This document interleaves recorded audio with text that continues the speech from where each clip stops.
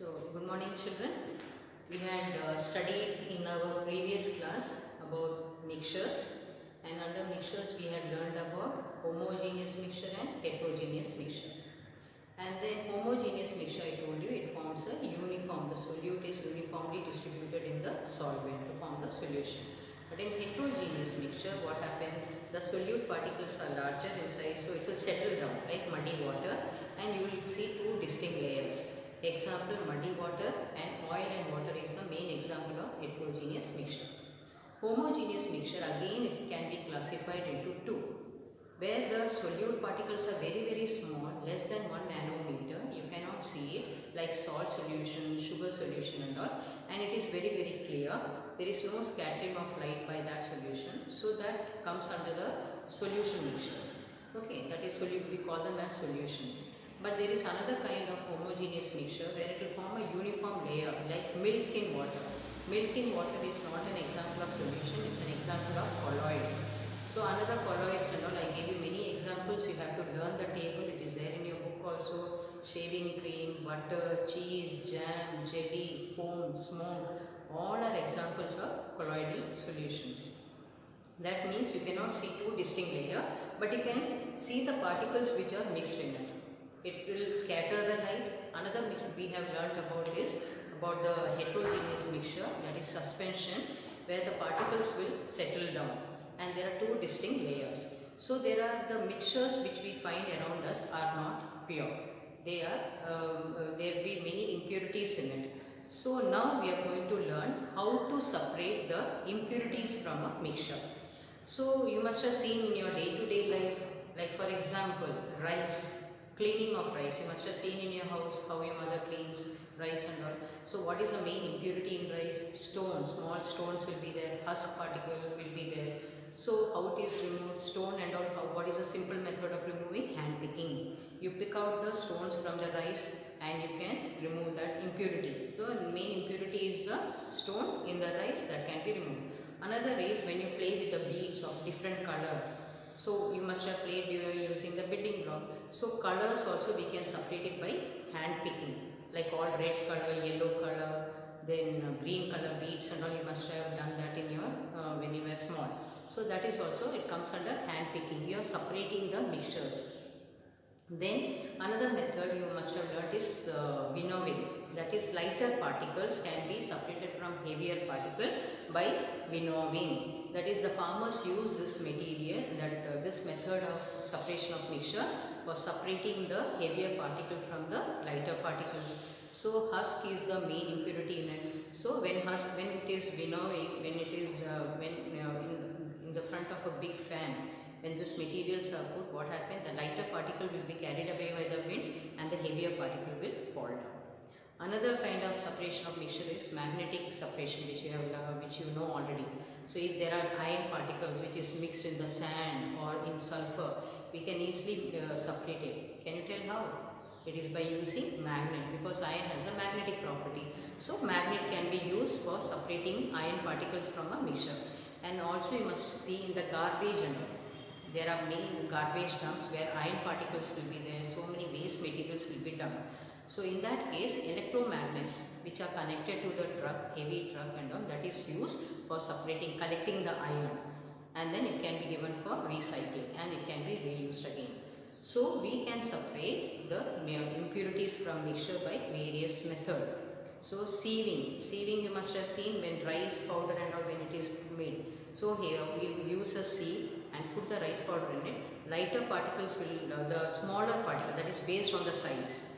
So smaller particles of smaller size will fall down, particles of bigger size will remain on the sieve. You must have seen the building construction people when they want to clean the sand. So what stones and all will be there. So they put the sand onto the sieve. So what happened? The nice particles, smaller size particles of sand will fall down, and the stones and all, which are heavier, bigger stones, which are the impurities, can be removed. Now another some more methods of separation of mixtures we are going to learn here. So first one we are going to learn, that is, we are taking ink. That is, how can you separate the ink which is there in the pen which you use, camel ink and all which you are using. There are different brands is there in the pen, whether it is a pure substance or it's a mixture, you can find out by using this method, and then you can separate the ink from the what is the other material which is dissolved in it by this method. So in this method what we can do, you can just see the diagram. You have to draw the diagram in your classwork neatly. Now here we are using, this is known as a tripod stand. Tripod stand, and this is the burner which we are using to heat the water. Now this is the watch glass or petri dish where ink is taken, ink from the pen, blue color ink we are taking it. We are going to separate the ink from that, what is the mixture in it. So ink, it should be taken in this, and it is kept on the beaker. This is beaker which is filled with water and it is heated. You directly this watch glass is not kept on the burner to heat, because the water has to be, whatever is there, it has to be removed very slowly. Slowly you have to heat it. Otherwise what happens, you will not get time for observation. So it is kept on the beaker. So when you heat it, the water will start boiling. When it starts boiling, it will heat up the watch glass, and in turn the ink which you have put, which is in the liquid state, it will start heating up, and then you observe it carefully. You can see some vapors coming out of it. This is nothing but vapors. So when you collect these vapors and see, it is nothing but what? Water. So water vapors will be evolving when you heat this beaker, when it gets heated up, and remaining in the watch glass. And then you can see the ink dye. Then we call that as residue. The solid particle or the solute will be left behind. We call that as residue. The residue will be left behind in the watch glass. So this is a method of separating the ink, that is the dye. That is, here what is the main impurity in the dye? It was water. So in the ink is nothing but made from dye, a color which is dissolved in water. The color is solute and water is the solvent, and you get the ink which we are using to write, which we fill it in the pen. So here what happens, the impurity water vapor gets evaporated and remaining residue is there. So this method of separation of mixture is known as evaporation. Evaporation. And what is the principle over here? The principle of evaporation is you are separating the compound, that is residue, which will not heat up very quickly, which will not vaporize very quickly. So the material which will not vaporize very quickly, we call them as non-volatile in nature. Non-volatile. That means it has high boiling, it will not get melted very quickly, or boiling point. And which has less boiling point is water. You know what is the boiling point of water? 100 degrees Celsius. So when the temperature reaches 100 degrees Celsius, the water will be getting converted to vapors. You have got vaporization. And then the water in this is, so water gets evaporated very quickly. So water is volatile in nature. It is volatile in nature. So non-volatile is the ink, the dye, and volatile is water. So this is the method of separation. First method is evaporation. Evaporation is used for separating dye, that is from the ink. The non-volatile will be the residue, the dye, and the volatile is water. So this is the main principle of separating, and this is the first method of separation of mixtures which you have to learn. You all have to draw the diagram, write the principle and the example. Now this method is used for separating many colors, dyes and all, which is natural dyes which is made from flower, leaves, green color, orange color, or the blue which we get from the indigo, from plants and all. So all this is prepared, the different colors, dyes are prepared by this method. So this is one method of separating the impurities from the substances. Now let's learn the second type of separation of mixtures, that is we will see how to separate the butter. Suppose if you have this one fats and all which is there on the milk, how to separate that from the milk. So we will learn that in the second method. So children, we have already learned about the first method, evaporation, where we can separate volatile material from non-volatile material. Now let's learn the second method. It is known as centrifugation. In centrifugation is nothing but, you must have seen in your house, that is the butter. You are getting butter in the packet, you will get different qualities of milk toned milk, double toned milk, or milk with full cream. So how this is made? So that is the main method which is employed in that to make butter and all. The main technique or method used for that is centrifugation. Now you know the milk has lot of fats in it. So these fats can be removed, that is when you turn the milk into curd, and when you take the curd and when you just centrifuge it, you know, you can use a mixture or the butter churner you can use it. So by that method what happened? The main material, that is butter, which is lighter than the denser milk. So butter can be removed from the denser milk by using centrifugation. In centrifugation, the main principle is lighter particle is separated from the heavier particle, and the particles are not fully mixed up together. So like fat which is present in the milk. So butter can be separated from milk by this method. So in this what happened? The milk and or the curd with lot of fats in it is taken and is churned, or it can be put in the mixie. And when it is churned many times, you can see the lighter butter which will be floating on top. So butter is a lighter material and the milk will settle down, it is heavier material. So centrifugation, this also is used for separating butter from milk. And then also this method, centrifugation, is also used in the hospitals, in the laboratory, for checking what are the, that is for separating the components of a blood, like red blood cells or white blood cells or blood platelets and all. That you must have seen in the hospital when there is fever or some other disease symptoms and all, they take the blood or they take the urine for testing. So what they do for the testing, they take the blood sample and to test the various component, how much RBC is there, red blood cells is there in the blood, or WBC or blood platelets or any other microorganisms.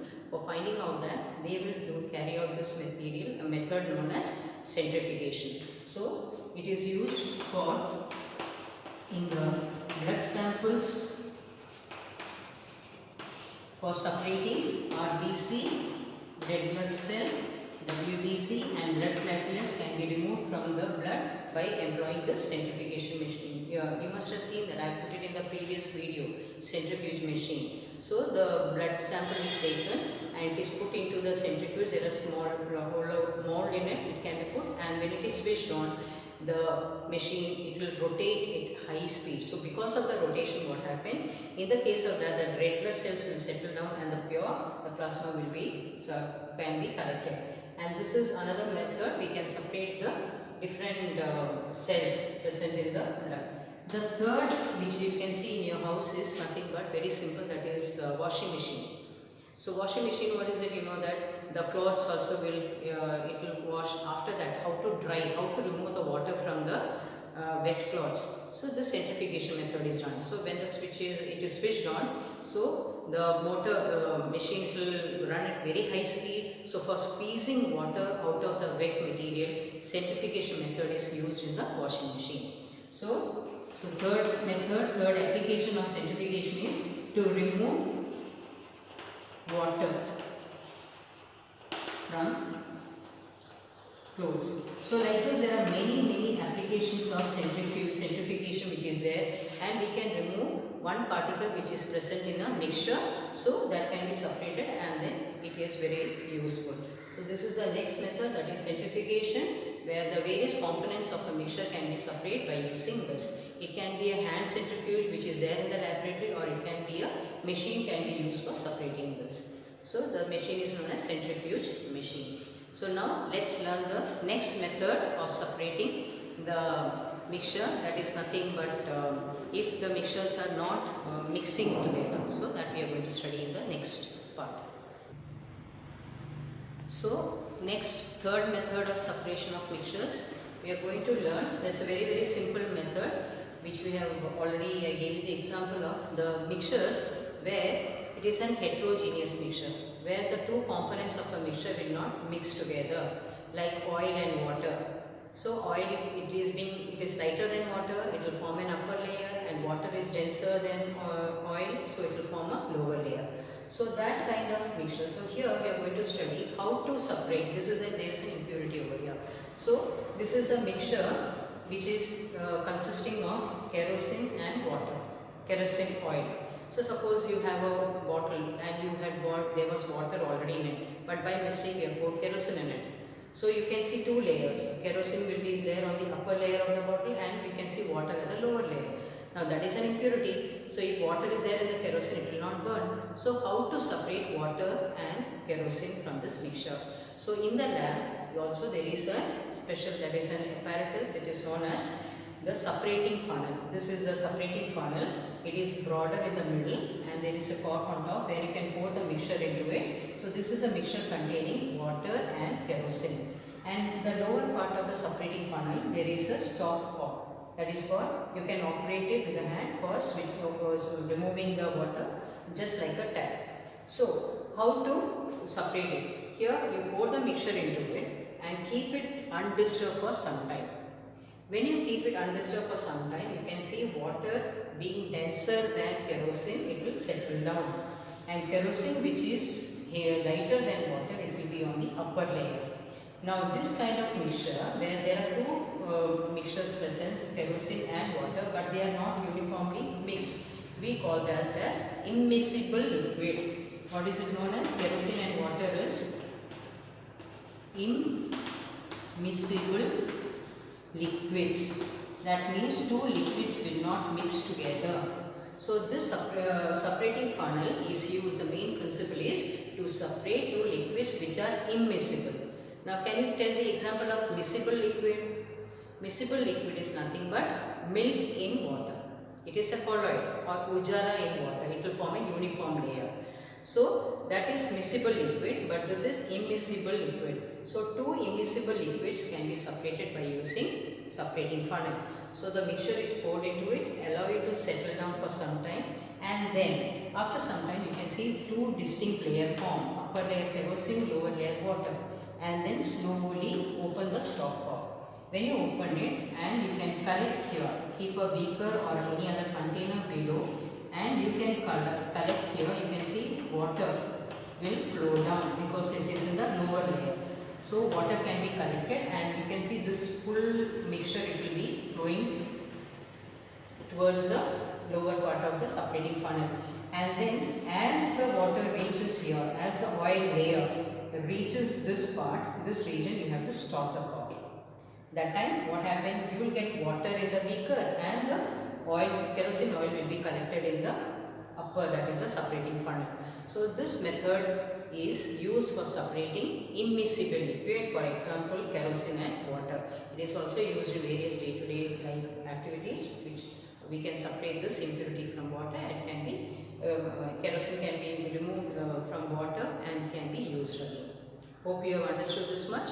Now I want all of you to look into the slides, read your textbook carefully, understand the terms properly, and then complete your notes and send the notes to me. Thank you.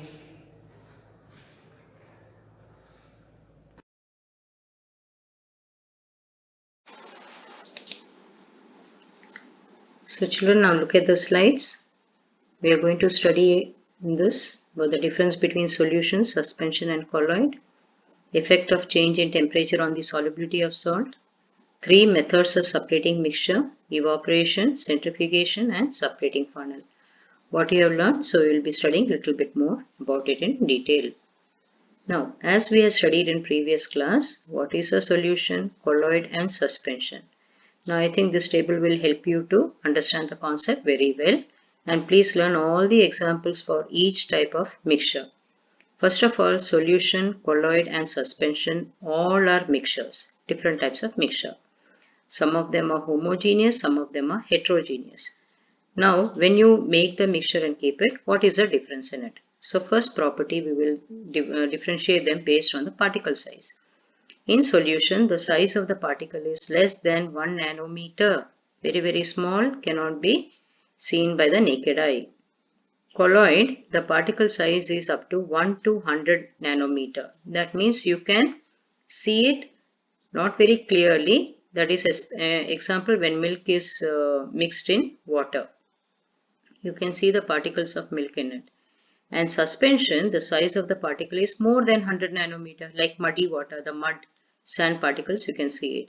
So particles are visible, they are very big in the case of suspension, very small in solution and little bigger than solution, the particles are there in colloid. Appearance. When you mix salt in water, what will be the appearance? It will be clear, okay, transparent solution will be formed. But when you take milk and dissolve it in water in colloid, it will be cloudy. It is opaque, not transparent. But it does not form heterogeneous mixture, it will be homogeneous. Next, in suspension also muddy water. It is not a transparent solution, it is cloudy in appearance. That means it is also opaque. Next, homogeneity. The particles of solute are uniformly mixed in a solvent to form solution. So solution is a homogeneous mixture. Colloid may be homogeneous or heterogeneous. Heterogeneous means when curd is dissolved in water, you can see that it will be heterogeneous. You can see the curd particles floating in water. Suspension is always heterogeneous mixture. The particles, they don't form a uniform layer. They will be settling down after some time if kept undisturbed. Transparency. The particles of a solution, when you see it, it is transparent, but it can be colored also, like copper sulfate, ujala in water, ink in water, but it is transparent. Light, just you can see how it passes through that solution. But in colloid, the transparency is not very clear. It is known as translucent and opaque, but cannot be transparent. Like milk in water, is it transparent? Can you see it like a clear glass? No. So that kind of solution is known as translucent and opaque. When you put ink, some color, paint, white paint in water or red paint in water, they all are opaque. So that is a colloid. Suspension, often it is opaque but cannot be translucent. It is, you cannot see it at all. It's like a muddy water, not clear solution. Separation. Can you separate the solution of a mixture by just filtration? No. So in solution, the particles does not separate. Even in colloid, particles does not separate. Even if you keep it for a long time, you cannot see milk settling down after some time. But in suspension, muddy water, if you keep it undisturbed, the mud or the clay particle settles after some time. Then filterability. Are we able to filter the particles in a solution? The particles of a solution will pass through the filter paper. You cannot see salt collected in the filter paper. In the colloid also, the particles passes through the filter paper because the particle size is very, very small. And in suspension, particles do not pass through filter paper. They will be collected in the filter paper, like sand will be collected in the filter paper. Now, for example of salt solution is salt solution, sugar solution, glucose solution. In the case of colloid, example is milk, blood also our body, blood is also a colloidal solution. And the example of suspension is muddy water. So it can be removed, that is mud can be removed by filtration.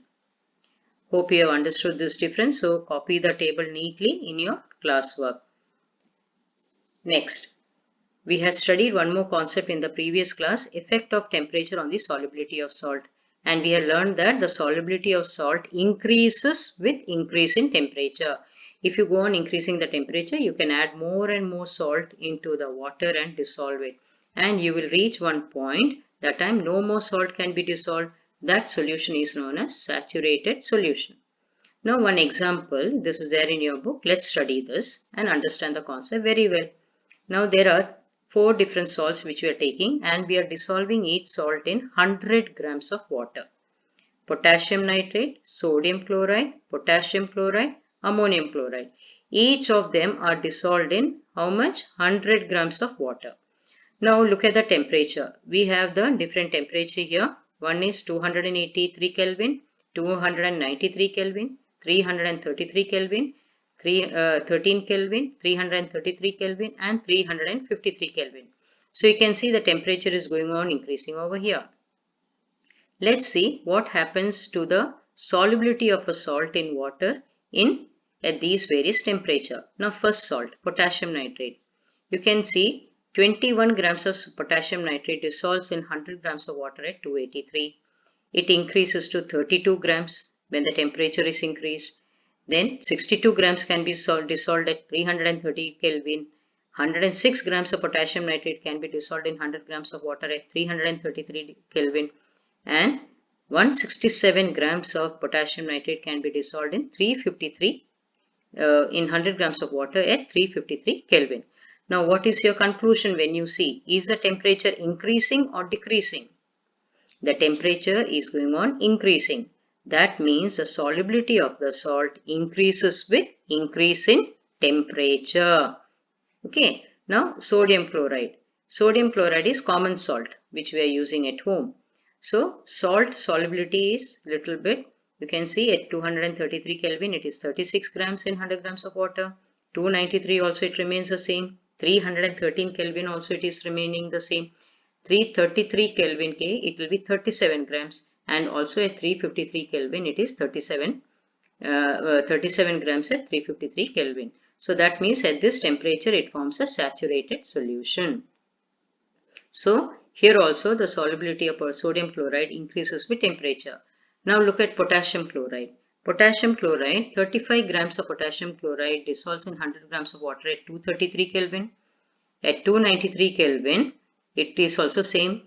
Then at 313 Kelvin the solubility is 40 grams per 100 grams of water. 333 Kelvin, 46 grams per 100 grams of water it will be dissolving, and at 353 Kelvin 54 grams of potassium chloride can be dissolved in 100 grams of water. So here also you can see what happens to the solubility of the salt with increase in temperature. The solubility of the salt with increase in temperature increases with temperature. Now the last salt, ammonium chloride. At 283 Kelvin, 24 grams of ammonium chloride dissolves in 100 grams of water. 293 rises to 37 grams. Then 313 Kelvin, 41 grams. And then at 333 Kelvin, 55 grams of ammonium chloride can be dissolved in 100 grams of water.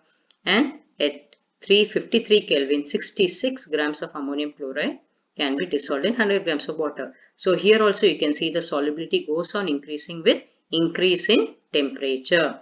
So this table will tell you the solubility of the salt increases with increase in temperature. Now let's solve some questions based on this table. Now the first question is, what is the change of solubility of a salt with change in temperature? The solubility of the salt increases with increase in temperature. Now the second question, you have to find the solubility of each salt at what temperature? 293 Kelvin from the table. So let's go back to the table. So 293 Kelvin, what is the solubility of potassium nitrate? 32 grams in 100 grams of water. Sodium chloride is 36 grams. Potassium chloride is 35 grams. And ammonium chloride is 37 grams. So which salt has the highest solubility in water? It is 37 grams of ammonium chloride. Now you can see here, that is here is the solubility which is given. Potassium nitrate 32 grams, sodium chloride 36 grams, potassium chloride 35, and ammonium chloride has the highest solubility in water at this temperature. Let's see the next question. So that is which salt has the highest solubility at 313 Kelvin? Now you go back to the table and see 313 Kelvin and see the solubility what is given here. Potassium nitrate is 62 grams, sodium chloride 36 grams, potassium chloride is 40 grams, and ammonium chloride is 41 grams. So among this, which salt dissolves the most in water? That is potassium nitrate. So your answer will be potassium nitrate. Now the next question. What mass of potassium nitrate would be needed to produce a saturated solution of potassium nitrate in 50 grams of water at 313 Kelvin? So what happened here? We have the table gives you the solubility of each salt in 100 grams of water. Now when we are taking the half of that, that is 50 grams of water, the solubility of each salt also will become half. So, mass of potassium nitrate required to produce saturated solution in 100 grams of water at 333 Kelvin was 62 grams. But the same mass of potassium nitrate required to form a saturated solution at 50 grams, that is half the mass of water, it will be half of 62. So, 62 divided by 2, 31 grams. So, this is how you have to solve the questions given in the table. Next, let's study What are the different methods of separating mixtures? So here the first diagram you can see, this is a beaker we have taken and you fill it with water and then keep the evaporating dish or the watch glass and put a little drop of ink, blue ink or black ink. So how you can separate it? So when you heat it, you cannot heat it directly because the water vapor will evaporate very fast. So it is better to heat it by keeping on a beaker. Beaker should be filled with water, then keep the watch glass or evaporating dish and put black ink or blue ink in it. So how can you separate it? It's a mixture. How will you know what are the mixture? So you heat it slowly. After some times, what do you observe? You will observe some water vapor escaping from top of the watch glass. So the water was there and then you can has escaped from the watch glass and you can see inside the evaporating dish the residue, that is a color, the blue color or the black color will be left behind. So this is a method of separating the dye, any dye from water, because all the colors are made by dissolving in water. This is another example where you can separate copper sulfate solution from water. You take a copper sulfate solution, keep the boiling, take the beaker, put water and heat it. So when you heat it slowly, you can see water vapor will escape and in the end, copper sulfate will be left behind in the evaporating dish or the watch glass. So this method of separation is called evaporation. You have to draw any one diagram. You can copy from your textbook, but draw only one diagram in your notebook. Next. So this, what we had discussed, copy this in your notebook. So aim, like how you write the experiment, to obtain the colored component from the blue or black ink, we can separate volatile. Volatile means which will evaporate very quickly. That is water. Boiling point of water is 100 degrees Celsius. So it will escape. It will turn into water vapor. From its non-volatile solute. Non-volatile means which will not evaporate quickly. That is the dye. By the method of evaporation. So what is the method used? Evaporation. So in the end, at the end of the experiment, what do you observe? A residue or the solute or dye is left on the watch glass and water gets evaporated. Conclusion. What do you conclude? Ink is a mixture of a dye, solute dissolved in water. So write this, copy one diagram either from here or from your textbook and write the notes. Let's go to the next method, the uses of evaporation. Evaporation is used to separate sodium chloride from salt solution. It is also used to separate copper sulfate from copper sulfate solution, as I told you in the diagram. Now, next method of separation, which we have already explained to you in the last slide, it is centrifugation. These are the various centrifuge machines. So in the centrifuge machine, we are going to learn, that is how to separate cream from milk or butter from curd. Can be done by using this method. So you can draw this diagram, you have to draw it. So the mixture of milk and the cream can be put in a test tube and rotated at high speed. So afterwards you can see that the cream will be collected on top and milk will settle down. If you take curd and butter, take the curd, put it in a mixer or a churning machine, you can use it. And when you churn it, because of the speed, what happened? The curd will settle down and the lighter butter can be collected on top. This method is also used in the laboratory to separate the red blood cell, white blood cell from blood, which is a colloidal solution. So you have to draw this diagram in your notebook neatly. So this method, what we have learned is centrifugation. So example, what is the aim? To separate cream from milk or butter from curd. Principle. What is the principle here? We can separate cream from milk by centrifugation. In this method, the denser particle milk is forced to settle to the bottom and the lighter particle cream stay at the top when spun at high speed. This method is known as centrifugation. What do you observe at the end of the experiment? The lighter particles of cream stay at the top and the denser particle of milk settle at the bottom of the test tube. So, where all we use centrifugation in our day-to-day life? Centrifugation method used to separate the mixtures dissolved in the solution or in the colloidal solution is used in the diagnostic lab for blood and urine test. When you give blood for test and all, this is how they separate red blood cell or WBC from the blood or blood platelets from the blood sample and they take it for testing.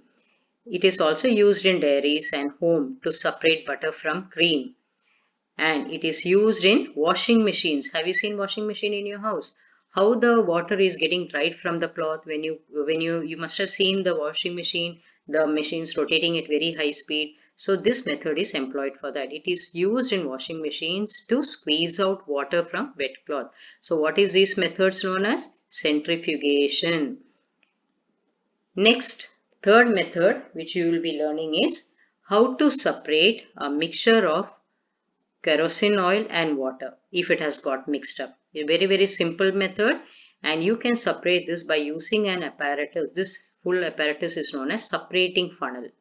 So this method can be used for separating groundnut oil which is mixed in water by mistake. So all that you can separate it. What is the main principle here is when oil and water gets mixed up, and oil is lighter particle, it will form the upper layer, and water is denser, it will settle down below. So in this method, what you have to do, you have to take the mixture of kerosene oil and water. In this apparatus is a separating funnel. It has a stop cock like a tap you can open and close over here. You have to pour the mixture into the separating funnel and keep it undisturbed for some time. So after some time you can see two clear layers form. On the upper layer kerosene oil, on the lower layer water. Then what you have to do, slowly open the stopcock and keep a container or beaker below. And you can see just start when you switch open the stop clock, you can see the water will flow down. And exactly when the oil reaches here, stop the stop clock. So what you can see, down in the container water will be collected, and here in the separating funnel kerosene oil will be collected. So this is a method used for separating kerosene oil and water mixture by using separating funnel. Now let's study what is a principle. So to separate a mixture of two immiscible liquid, the meaning of immiscible liquid is the mixture which will not mix with each other. It will form two different layers. If you take milk and water will mix. Can you separate it by separating funnel? No, because they form a miscible mixture. Miscible means two mixtures if it will mix properly. It is known as miscible liquid. If two liquids will not mix properly, they form two different layers. We call them as immiscible liquid. So, what is the principle here? The mixture of immiscible liquids separate out in layers depending on their density, mass. So, the method used is separating funnel. What is the observation? The denser particles of water gets collected in the beaker, whereas the lighter kerosene oil is left behind in the separating funnel. It is all very easy method, all the three which we have learned. And now let's study what is the application. Now this application of separating funnel can be used to separate mixture of oil and water. Any oil which is lighter than water which is immiscible, they should not mix. For that only we can use this method. And in making of iron and steel, stainless steel and all, so iron is melted over here. This is a furnace, blast furnace. So what happened in the extraction of iron from the ore, the lighter slag which is on top, this is the method where we are using like separating funnel. The lighter slag will be removed from top by this method. To leave the molten iron will be left below, and top lighter material slag will be removed at the bottom in the furnace. So we use this method of separating funnel in all this to get iron from its ore. So I hope all of you have understood this well. I want all of you to write down the notes neatly in your classwork with the neat labeled diagrams. Thank you and learn well for your test. And all of you must attempt the test. Thank you, children.